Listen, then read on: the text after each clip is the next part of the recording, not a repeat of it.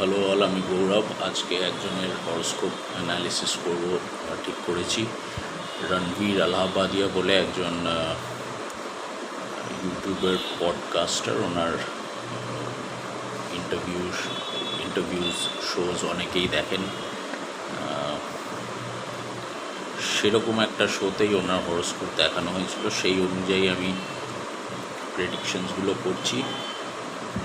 এছাড়াও একটা হরস্কোপ ইন্টারনেটে ঘুরে বেড়াচ্ছে, তো এক্স্যাক্টলি আমার পক্ষে ডিসাইফার করা খুবই মুশকিল যে কোনটা একেবারে সঠিক। তো যেটা একটা পডকাস্টে দেখানো হয়েছিল সেটা অনুসারেই আমি প্রেডিক্ট করার চেষ্টা করছি। লগ্নে রাহুর পজিশন আছে, এই রাহুর পজিশন ভালো নয়। রাহু এখানে ডেবিলিটেটেড, শারীরিক অসুবিধা তো দেবেই। এছাড়াও হঠাৎ মানে মাথা গরম হয়ে যাওয়ার প্রবণতা, টেন্ডেন্সি, এগুলো থাকতে পারে। ইন দিস কেস রাহু আবার অন্যভাবে করে যে ইন্টারনাল রেজিস্ট্যান্স খুব বাড়িয়ে দেয়, মানুষের নিজেকে প্রকাশ করতে পারে না। এইসব ধরনের অসুবিধা স্পেশালি রাহুর দশায় দেখা যেতে পারে। দ্বিতীয়পতি এবং পঞ্চমপতি জুপিটার, তারই দশা চলছে, সে একাদশে। তো এই দশাটাই লাইফের ক্ষেত্রে one of the better ones in my opinion, in terms যে আর্থিক স্বাচ্ছন্দ্য, সাফল্য, সব কিছুই দেবে। এটা 16 বছরের দশা, if I am not too wrong around. এখানে আমি দশাই দেখতে পাচ্ছি, আমি 13-14 বছর বোধহয় চলেছে, আরও 1-2 বছর চলবে, তারপরে দশার চেঞ্জ হবে। তারপরে আসবে স্যাটার্নের দশা, যে থার্ড হাউস এবং ফোর্থ হাউসের লর্ড। থার্ড হাউস দিয়ে আমরা ইয়াঙ্গার সিবলিংস, নিজস্ব প্রচেষ্টা, সেগুলো ডিনোট করি। ফোর্থ হাউস দিয়ে মাদার, সেম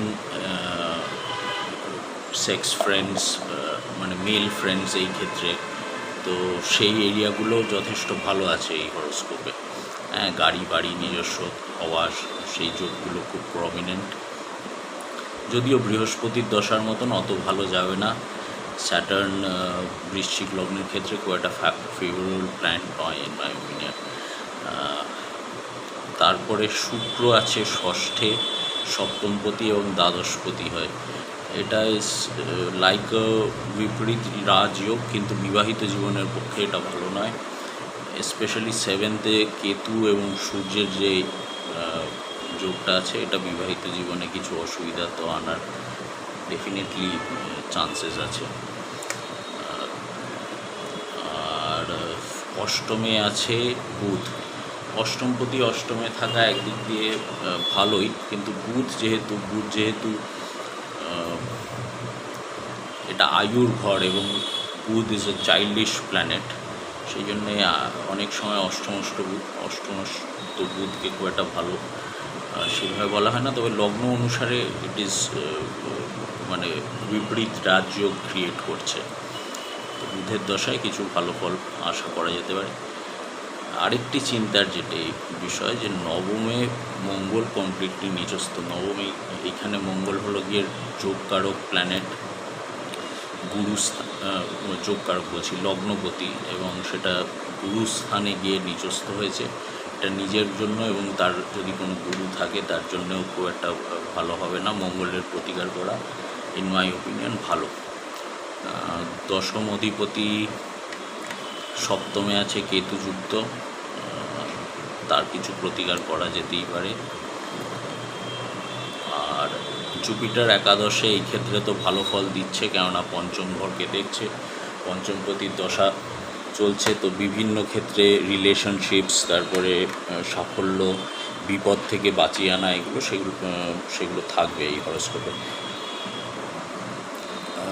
নবমপতি চন্দ্র দ্বাদশে, খুব যে ভালো যোগ বলবো না, তবে তুলা রাশির ক্ষেত্রে এই সময়টা ভালো যাচ্ছে।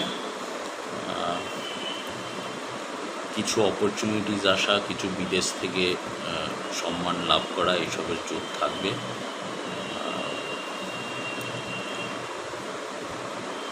ইন কেস মানে এই হরস্কোপে আমি বলবো যে অন্তত মঙ্গলের প্রতিকার এবং দরকার হলে জুপিটারেরও কিছু প্রতিকার এগুলো করে নেওয়া খুবই ভালো, তাহলে ফিউচারটাও হয়তো সামওয়াট সিমিলার থাকবে।